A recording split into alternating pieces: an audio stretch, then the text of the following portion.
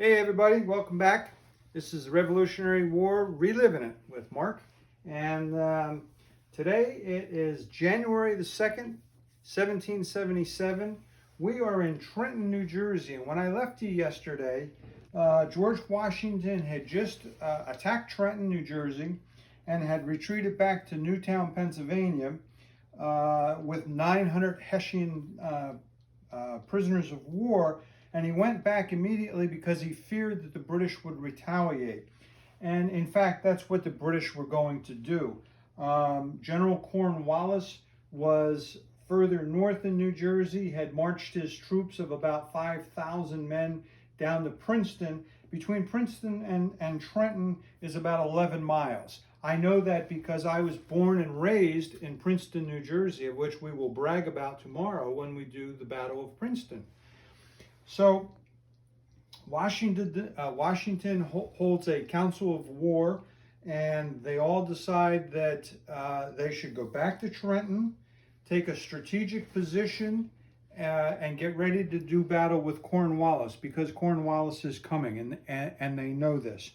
So Washington crosses the Delaware again. Now he's in control of Trenton, and he goes on the south side of the Aspenpink Creek, which is this little creek right here, which is really pretty wide. And he sets up, this is a hill, and he sets up on this hill. And there's only one bridge across right here. So he's just waiting for Cornwallis to show up, and Cornwallis does not disappoint Washington. On January the 3rd, on January the 2nd, Cornwallis comes out of Princeton and starts marching down. Now he wants to be there by midday, and that shouldn't be a problem. Washington sends out Colonel Hand.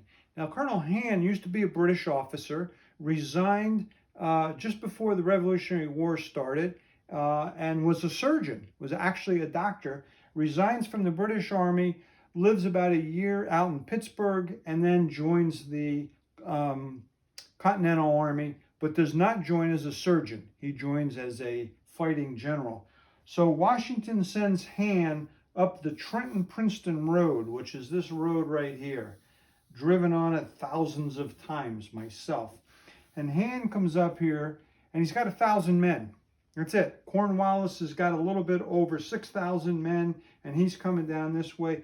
But Hand uses the old, let's hide behind the tree and in the, between the rocks and stuff, that ambushy kind of thing. And he slows Cornwallis down, and Cornwallis slows down, and then Hand retreats. And he gets him again. He actually hits him 3 times and slows Cornwallis down, such that Cornwallis doesn't arrive here until like 3 or 4 in the afternoon. This is the town or the city of Trenton, and they realize that they have to go across this bridge. So Cornwallis sends his troops. First, he tries to send them this way, and these they get sent back in a barrage of bullets. The militia is just doing them in. So then he says, well, we'll go across the bridge. And he sends a second wave over. And they just get massacred. It's just a little tiny bridge, and you're trying to send thousands of men over it, and they get massacred. So they come back, they retreat back, and Cornwallis, it's starting to get late. He didn't get started until like 5 o'clock at night. Sends a third wave over, and they get massacred, and they all retreat. So Cornwallis decides, well, let's just wait until tomorrow, and we'll attack them, and we'll have more of an option, because it's getting late, it's getting dark, and he didn't want to fight in the dark. One of his generals says to Cornwallis, he says, Washington will not be there tomorrow, and wants to attack again tonight. Cornwallis says, no. So anyway, what he does is he camps his guys, and he sends about 2,000 troops out in here. And the plan is, first thing in the morning, they're going to cross the creek, because there's a way that you can do it up here, and they're going to come around and flank them. They're famous for this flanking stuff. Well, Washington's pretty famous for doing some pretty cool stuff. So what he does, he has another council, and they said, well, we're going to get out of here. We're not going to stick around for Cornwallis. Washington takes all of his troops and marches them out on a road that goes this way and heads up towards Princeton. And he does this in the middle of the night. And he leaves about 500 guys back, and they're making noise with shovels and picks, and they're keeping the fires burning just to kind of confuse the British, make them think that they're still there and there's something going on. And then just about daybreak, these 500 guys, they kind of take off as well. The British come in, and there's nobody there, just like they did at Long Island. They made all this noise, they had campfires, and they confused the British again. So this was the Second Battle of Trenton, as it's called, or sometimes it's referred to as the Battle of Assunpink Creek. I like the Second Battle of Trenton myself, but anyway, so that was a great victory for the Americans, for the colonial army.